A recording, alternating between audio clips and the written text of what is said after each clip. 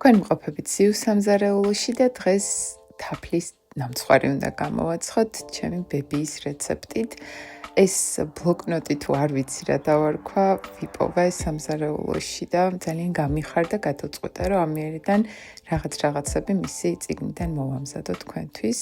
გაგიზიართ, იმიტომ რომ მისი გაკეთებული გემრიელობები დღესაც მახსოვს, მიუხედავად იმისა, რომ ბევრი წელია უკვე აღარ მყავს, ძალიან მენატრება და ამით მაინც რაღაცნაირად იქნებ დავუკავშირდე მას რაღაც ძალებით, არ ვიცი.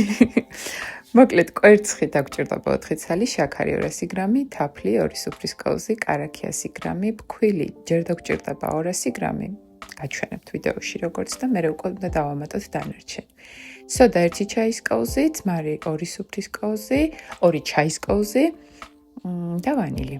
დავდგათ გაზ ქურაზე, რომ ყველაფერი კარგად გადნეს და შემდეგ უკვე დავუმატოთ 200 გრამი ფქვილი.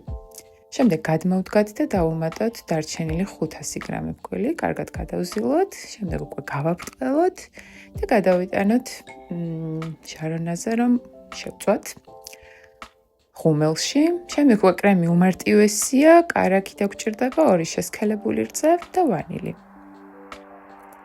ეს ბავშვობაში ძალიან მიყვარდა, ყოველთვის ველოდებოდი ხოლმე, როდის დაამზადებდნენ ჩემები ანუ კრემს როდის გააკეთებდნენ, რომ შემდეგ მე და ჩემი ძმა ერთმანეთს ვასწრებდით მაგის დაგემოვნებაზე, მოკლედ.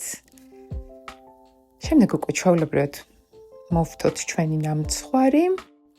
მე მქონდა სახლში ნიგოზი და ის გამოვიყენე და ასევე დავამატა ის ნაწილაკები, რაც ნამცხვარს კუთხეებიდან მოვაჭერეთ. ძალიან რბილი და გემრიელი გამოდის ნამცხვარი და გემრიელად მიირთვით.